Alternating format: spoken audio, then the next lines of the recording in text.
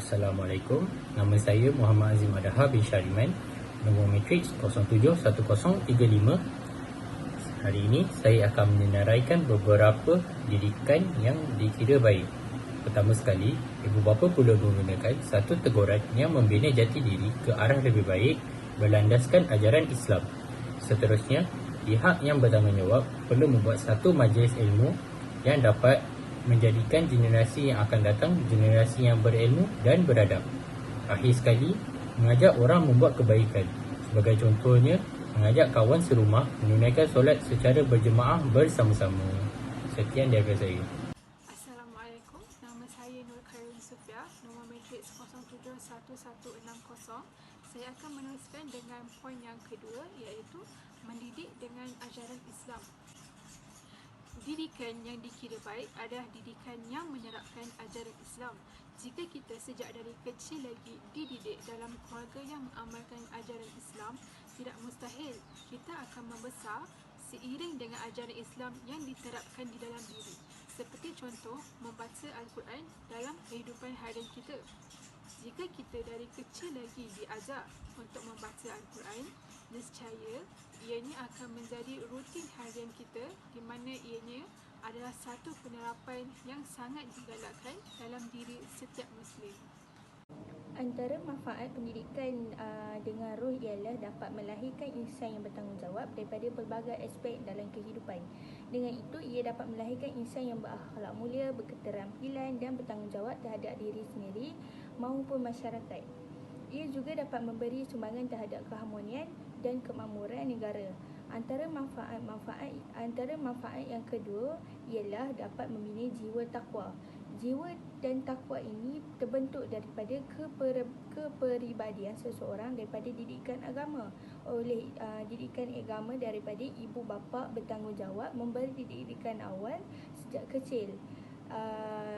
kecil lagi. Malah ibu bapa juga perlu menunjukkan teladan yang baik terhadap anak-anak. Jika kepribadian seseorang terbentuk dalam didikan agama, maka keyakinan dalam diri seseorang dapat melihat dari segi kelakuan. Dalam hadis Nabi mengatakan, Bismillahirrahmanirrahim, qala Rasulullah SAW, ma min mauludin yuladu ala fitrah fa abawahu yuhawidanihi wa yunasiranihi wa yumajjisanihi. Yang bermaksud setiap anak dilahirkan dalam keadaan suci, iaitu fitrah. Maka ibu bapa yang menjadikan seseorang itu Yahudi, Nasrani ataupun Majusi. Yang ketiga ialah kita dapat mencegah daripada kemungkaran. Sebagai contoh, kita perlu belajar ilmu tauhid supaya kita dapat tahu tentang perkara yang baik ataupun perkara yang buruk yang perlu kita ikuti. Okey, apa yang saya dapat rungkaikan, semua manfaat pendidikan dengan roh ini, betapa pentingnya pendidikan roh ni khusus dalam kalangan remaja kita untuk melahirkan individu yang berpersonaliti unggul supaya dapat manfaatkan kepada orang lain. Terima kasih. Saya Anis Safian, nombor matriks 070812. Manfaat pendidikan dengan roh yang dapat pelajar peroleh ialah memperkuatkan jiwa mereka dalam menghadapi pelbagai bentuk ujian dan rintangan. Pelajar akan dapat menghadapi sesuatu ujian sama ada ringan ataupun berat dengan sabar dan tenang. Saya Syamira binti Amir, nombor matrik 071260. Baiklah, selain dari manfaat yang dinyatakan oleh saudari Anis, saya ingin menambah sedikit lagi manfaat bagi pendidikan roh, iaitu pendidikan roh dapat melahirkan manusia yang berkualiti tinggi, kerana manusia akan bersungguh-sungguh dalam mencari atau mempelajari ilmu untuk mendapatkan keberkatan Allah di dunia dan di akhirat. Seterusnya, langkah untuk mengekalkan pendidikan dengan roh yang pernah diterima adalah sentiasa mengikhlaskan diri apabila berkongsi ilmu. Hal ini boleh dikaitkan dengan tidak mengharapkan apa-apa ganjaran daripada manusia apabila membantu mereka.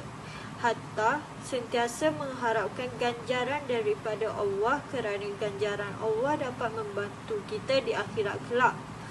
Selain itu, ingatlah bahawa orang yang berjaya dalam hidup sebenarnya orang yang kaya dengan ilmu dan sentiasa berkongsi ilmunya dengan orang lain.